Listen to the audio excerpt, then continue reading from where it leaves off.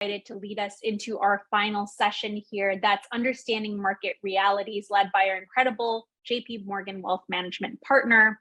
Maria, we'll welcome you back to the stage alongside Elise Ozenbach, Head of Investment Strategy. Elise, in partnership with asset class leaders and the Chief Investment Officer and team, is responsible for developing and communicating the firm's economic and market views and investment strategies to advisors and clients. A lot to learn here. So Maria and Elise, I'll let you take it away. Thank you so much, Leanne. You forgot one of my favorite partners of all time, because Elise and I are pretty much joined at the hip here at JP Morgan. I'm so excited. Anytime I get to do anything with Elise is my favorite. So I always jump at the chance. And not to mention, in addition to just being an incredible human, Elise is, in my professional opinion, the best investment strategist that we have here at the bank. And so I'm just super excited that she's with us, that she's spending time with us to share her insights.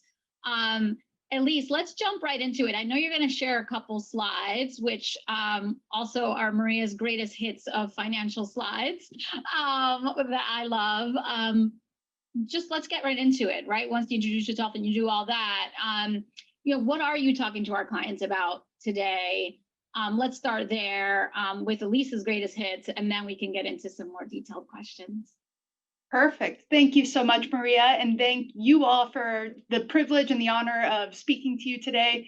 As Maria mentioned, I'm an investment strategist for JP Morgan, which really just means that it's my responsibility to come up with ways of talking about what's going on in the economy and markets that are going to be empowering and approachable for everyone, regardless of where they might be in their investments journey. What Maria and I wanted to do, I think especially in light of a lot of the things that we have heard throughout today's sessions, is kind of demystify and simplify some of the complexity, because markets, investing, like all of this stuff is intimidating. It almost feels like it's been designed that way. But at the end of the day, we do have this tendency to almost overcomplicate it. So I want to just walk through some of the things that we all should know so that we can kind of move forward and feel better informed about what's really going on out there.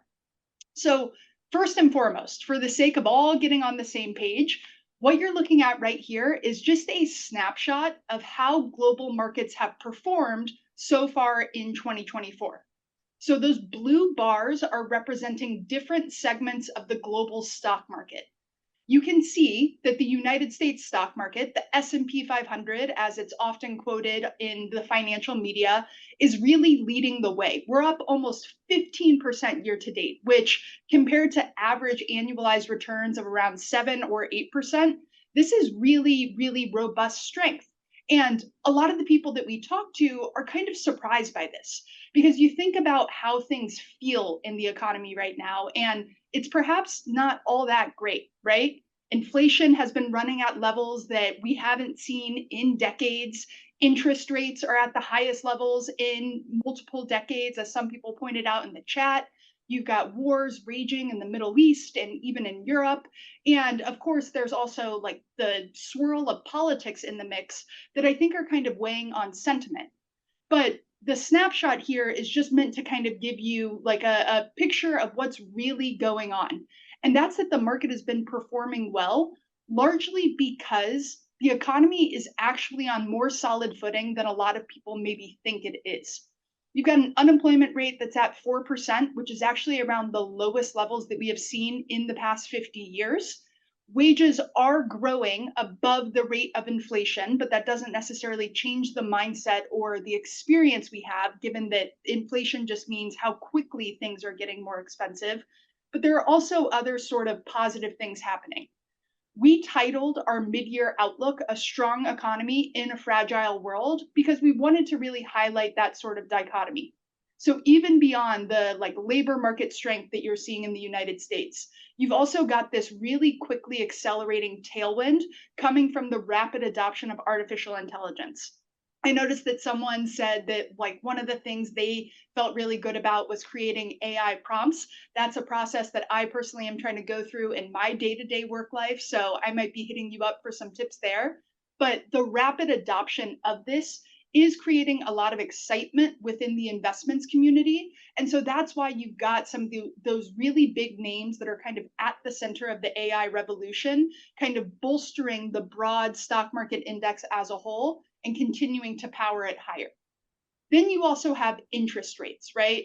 This all kind of relates to what the Federal Reserve is doing in response to that high inflation I mentioned before. But we do think that those interest rates will be headed lower sooner, and we'll get to kind of the perspective on how quickly we think those might be headed lower. Despite all of the strength in the economy, though, we do want people to kind of embrace and be aware of these different sources of fragility, right? There's the upcoming US election in November, big debate tonight.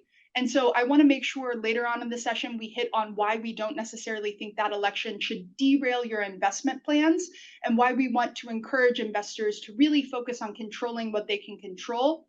And the same kind of goes for navigating the realities of global conflict being at 80-year highs as investors. What's that going to mean for investment portfolios, and how should we think about it in the course of our decision-making process?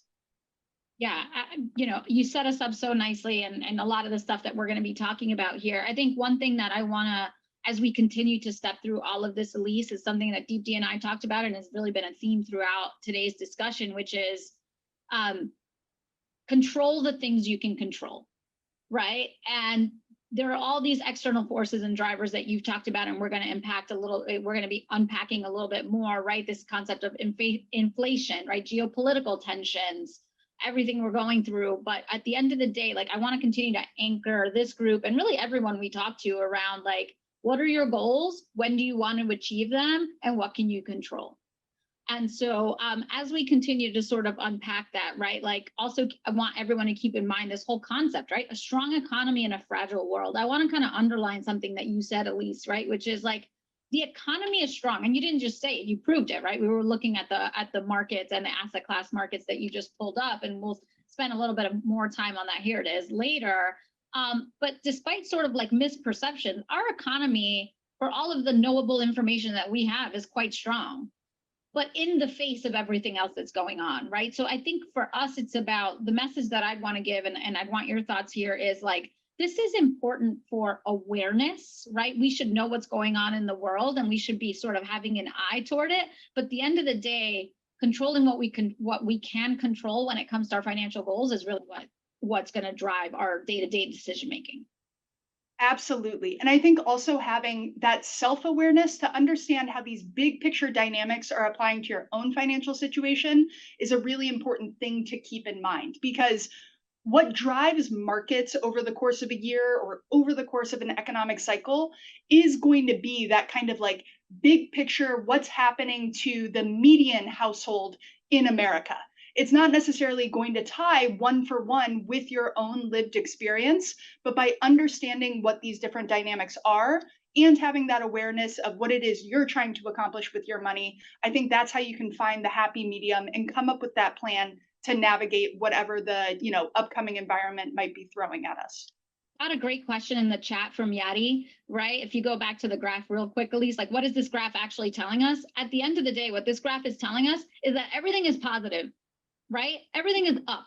The US markets are up, gold is up, world markets are up, emerging market equities are up. Pretty much like the idea for me of this slide is to sort of shirk the misperception that the economy, right, as a concept, right, or that markets are like not doing well because of all of the other external factors that we're dealing with, right? This is just proving out with data that despite all of the negativity and the agita going on in the world, markets, regardless of where you invest, are up. There's only the treasuries are like down a tiny bit, right? Speaking of treasuries, oh good, Yadi, I see you got that, perfect. Speaking of treasuries, let's get into inflation and interest rates, right? I feel like, we were talking earlier with Deepti about this concept of like, stereotype threat. And I feel like a lot of times people try to use like terms and like things to kind of create a separation between the expert and the actual practitioner, which is all of you. People say, oh, interest rates, inflation rates. Like, let's unpack that a little bit, Elise. Like, what are we talking about and where are we? Definitely. So the first thing we have to understand is what inflation actually means, because even people that I work with who do this every day sometimes kind of forget exactly what an inflation reading is telling you. So what inflation measures is how quickly prices throughout the economy might be increasing or, in very rare cases, even decreasing. So when we talk about the Fed having an inflation target of 2%, that means that the Fed thinks that a healthy level of annual price increases is 2%. So what would cost you $100 this year might cost you $102 next year. Reason why I say 2% inflation tends to be viewed as pretty healthy is because remember that that is a byproduct of demand. So if more of us are employed and able to go out there and spend money at businesses in our communities that ultimately are going to be generating new revenue and creating new investment, then that's ultimately going to create more economic activity and demand that pushes those prices higher.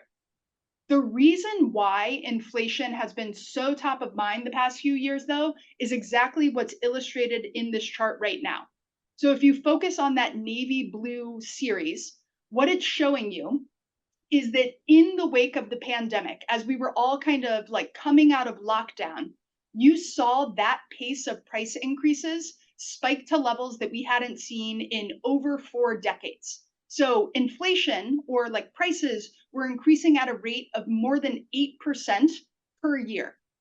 That is like rip roaring, something that a lot of central bankers and economists thought that we would never see again after the global financial crisis.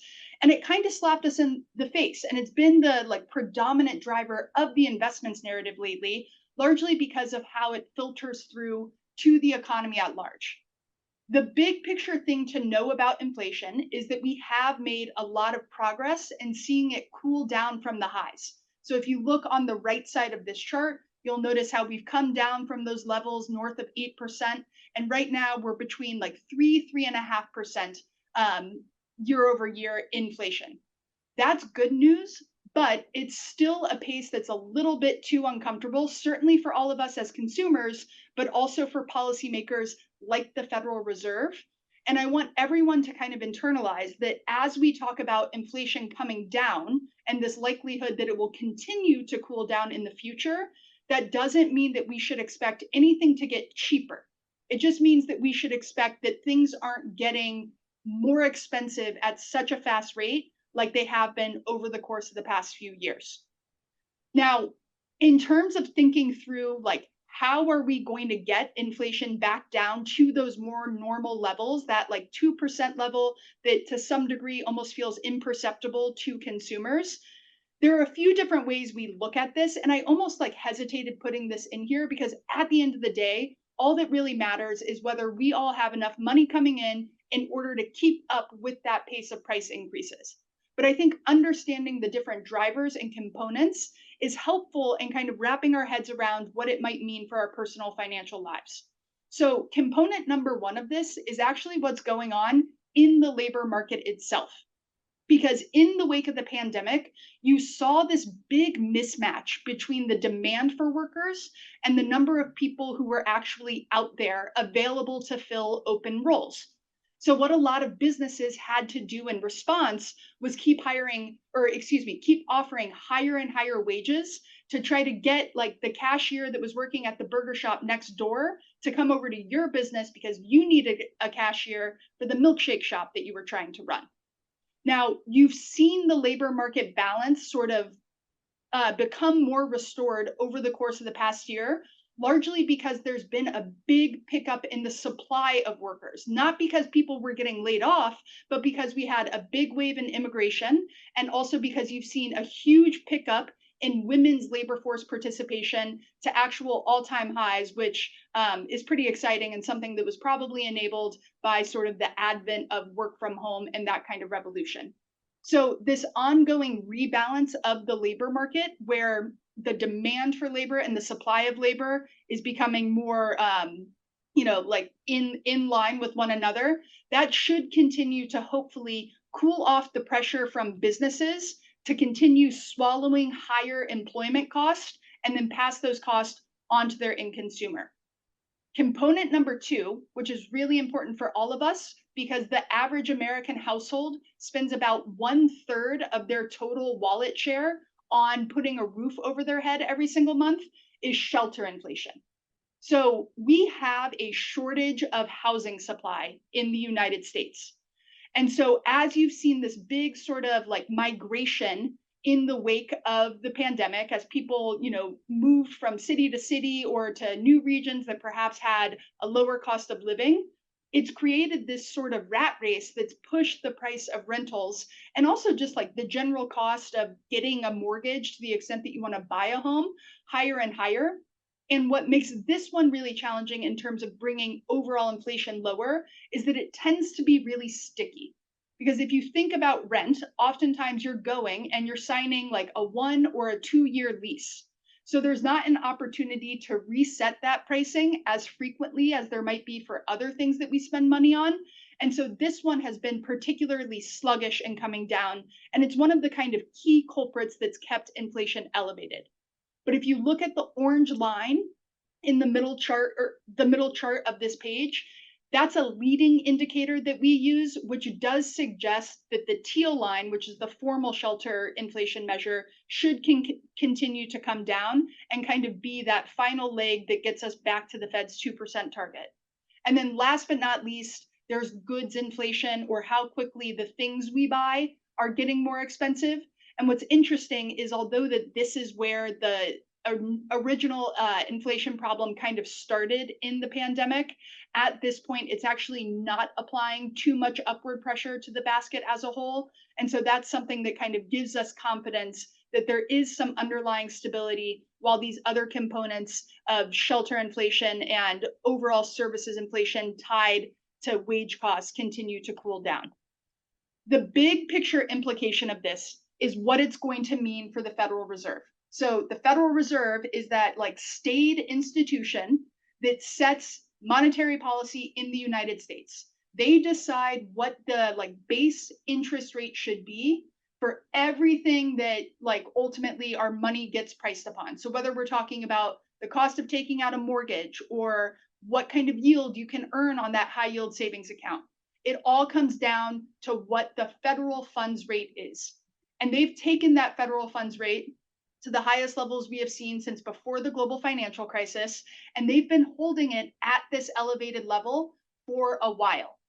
We do think that over the course of the next year, as inflation kind of continues to cool down, the Fed is going to start cutting interest rates, but I want all of us to have eyes wide open about how quickly that might play out, because we think it's going to be a very gradual process. And we probably won't see interest rates get back to those pre-pandemic levels anytime soon, unless the economy does end up entering a recession and the Fed decides that they need to jumpstart things again by making that cost of financing and that cost of capital cheaper once again. So two sides to this coin, right? On one hand, of course, there's the implication that might affect all of us as borrowers, like the interest rate that we have to pay on credit card debt, or what it costs to take out that mortgage. But on the other hand, this can be an opportunity, both for investors, but really for anyone who has like savings that they're holding in cash, because this means that for the first time in a long time, you can put your cash in places that are relatively safe, even FDIC insured, where that cash is going to earn a yield that keeps up with or even exceeds the rate of inflation, which is going to allow you to preserve your purchasing power over time. Yeah, that's right. The interest rates are going to go up and down. There are pros and cons to those things. I think we've heard all the cons to where interest rates are now. Some of the pros is what you said, right? If we have money to put to work, if we have cash to put to work, we can make that work for us in a relatively safe environment, right? I would just, though, take us back to the cash bucketing conversation that we had as well, right? Like, when do you actually need this money and how much of it do you have is going to inform what makes the most sense for you in terms of taking advantage of these interest rates with, cash-like investments, right? So again, conversations with financial advisor, or really, shout out to chase.com which is where you can find a lot of information on things that can help you take advantage of opportunities in high interest rates. But another great question came through the chat, Elise, around whether or not these projections are with the election in mind, right? And so maybe we can skip there and take a look at our thoughts when it comes to how elections impact markets. Sure. So for starters, I mentioned that the Federal Reserve is the entity that gets to set what that base interest rate is. And the Federal Reserve, like at least up to this point, as things are written now, is an apolitical entity. Like they are not influenced by who might be in the Oval Office or who's controlling Congress. And so in theory, what's going to drive the Federal Reserve's monetary policy is ultimately inflation and the health of the labor market. Bigger picture, when we think about the implications of an election on the stock market in particular, I want everyone to remember that, like, of course, elections matter, but as investors, they shouldn't necessarily change the approach that we are taking to investing our money. So the graphic that's on this page right here, I wanted to show just as an example, not to say that like the stock market does better under one of the presumptive candidates than the other, but just to hopefully quell any sort of nerves about the potential for one of these candidates to be like bad for the stock market itself. Under both Biden and under Trump, the stock market actually annualized, or each year on average, generated a higher return than what you've seen over the long run. And it's not because of like the policy stances of either one. It's really because of what was going on with the economic fundamentals. Things like a strong labor market and a strong corporate sector that was able to kind of turn profits and reward investors who were investing in those companies. Second thing I'll mention about elections is like there's a lot of uncertainty surrounding them, right? Like we don't know exactly what's going to happen in November. We don't know ultimately what the balance of power is going to be between the White House and Congress. And so that uncertainty can and often does create volatility and undulations as we lead up to November. But what you find when you look at every election in the past is once the market understands and knows the outcome of that election, it tends to reorient itself back to the trend that it was following before based on the prevailing conditions of what was going on in the economic backdrop. Not investing, the opportunity cost of that, right? And if we go back to inflation, right, keeping your money in cash when inflation is high is just eroding your buying power, right? So just going back to this idea of there is a lot going on, but let's try to like keep the noise down, right? And really focus on, again, your goals, when you want to achieve them, and how much you're going to need to do that. Another question that came up, Elise, in the chat, someone like, I don't even have to moderate this, like the chat could moderate you. Love it. Elise, which is great. But there was a question around, how do you diversify your investment portfolio in, periods of instability? I'm just going to take that based on what I just said a little bit up, which is like, how do you diversify your portfolio, right? And why does that matter, right? You have like what I lovingly call the quilt slide. Yes. Right, which is up here.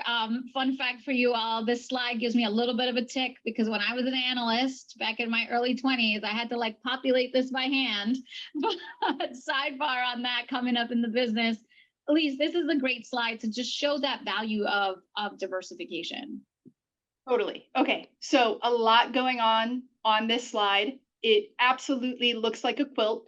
But that's because what we did was take a bunch of different categories of things that you can invest in and color code them so that you could see that from year to year, like an asset class that maybe performs really well in one year could be one of the worst performers in the following year.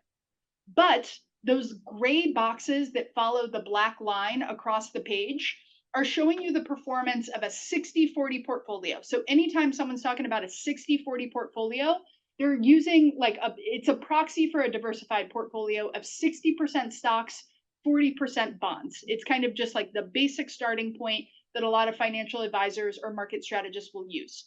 And the takeaway here is that diversification, owning a mix of both stocks and bonds, tends to smooth out the ride a little bit so that you don't have to worry about picking like exactly what the top performer is going to be in one year or the other. Of course, beneath the surface, like within your stocks or within your bonds, diversification of those exposures is going to be really important as well.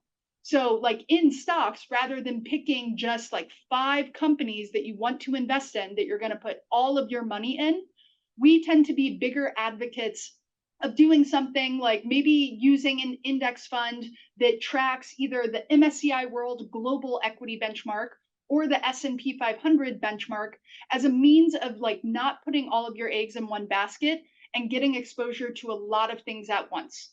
That's what some of the people who were talking about like index funds, generally speaking, were trying to reference. But even within like your stock and your bond allocation, keep in mind that diversification is one of the most powerful and effective things that you can do to not just smooth out the ride along the way as markets get volatile, but also give you like better confidence of what kind of outcomes your asset allocation might be able to generate over multi-year time horizons. Exactly. And so, you know, with that in mind, right, like understanding what's going on, but staying in your goals, understanding the value of diversification. And listen, diversification is going to mean different things to different people, which is why wealth is such a personal thing, right? It really is. Again, I sound like a broken record, but going back to your goals, understanding how that aligns with your risk tolerance, how much of that vol are you willing to take, right?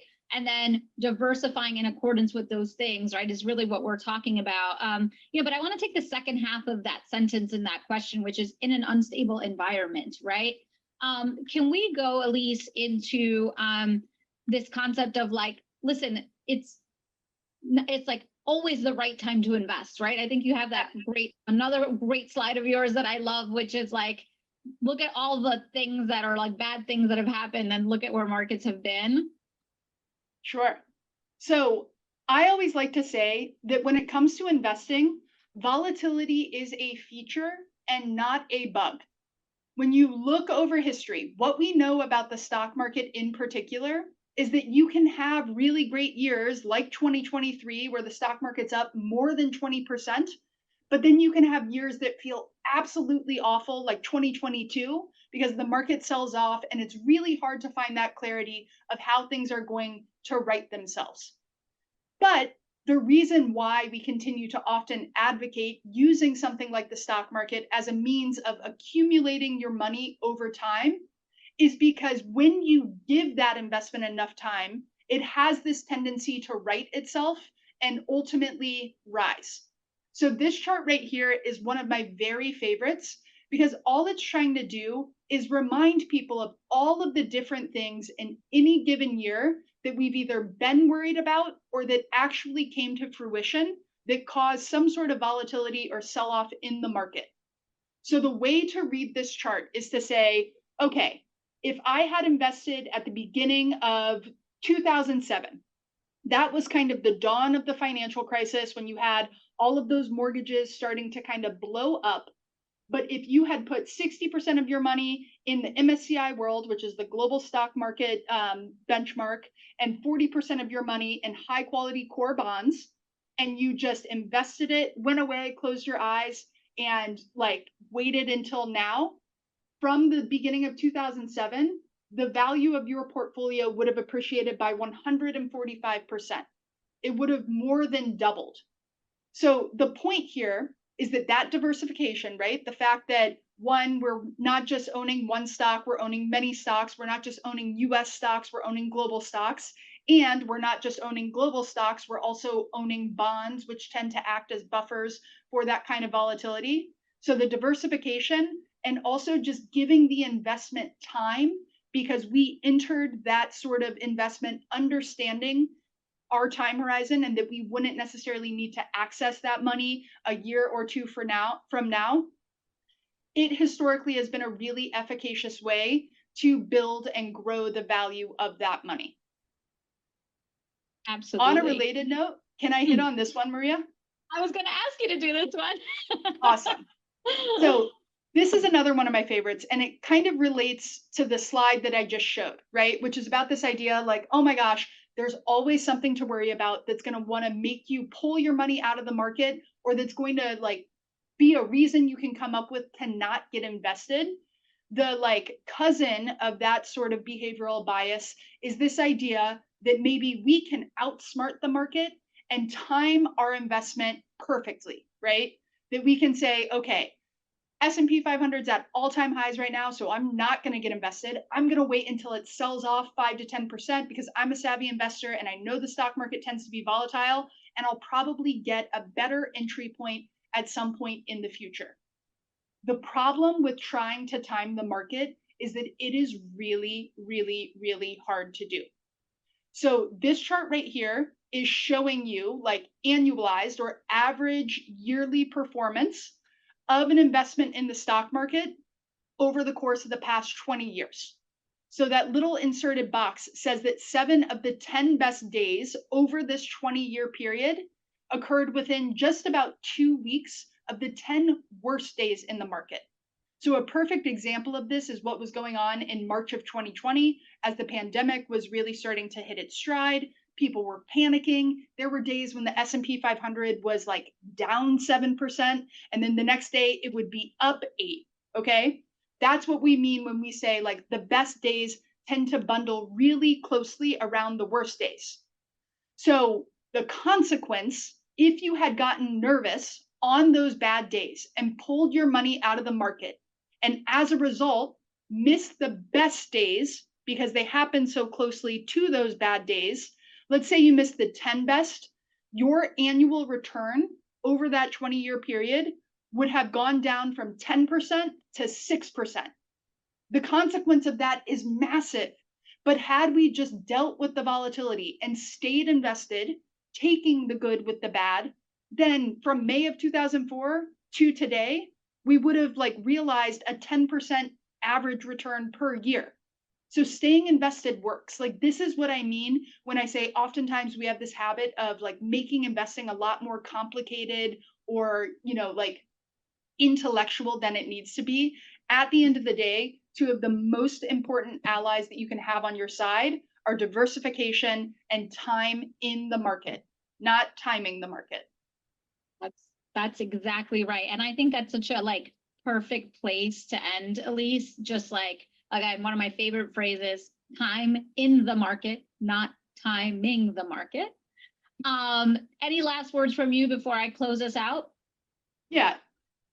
At the end of the day, like what you see on this slide right here, it is a very simple question. What is the purpose of your money? But it is by far the most important one that you can ask yourself, because this is going to help you start to develop that roadmap so that you can appropriately decide, okay, how much money do I need to maybe keep in cash? Or how can I come up with a plan to start gradually investing? Because investing early, investing often, and just sticking with it and making sure that that investment is diversified, oftentimes, as history has shown, tends to be a really effective way to compound your money. And like, I like to think of it kind of as a snowball effect, right?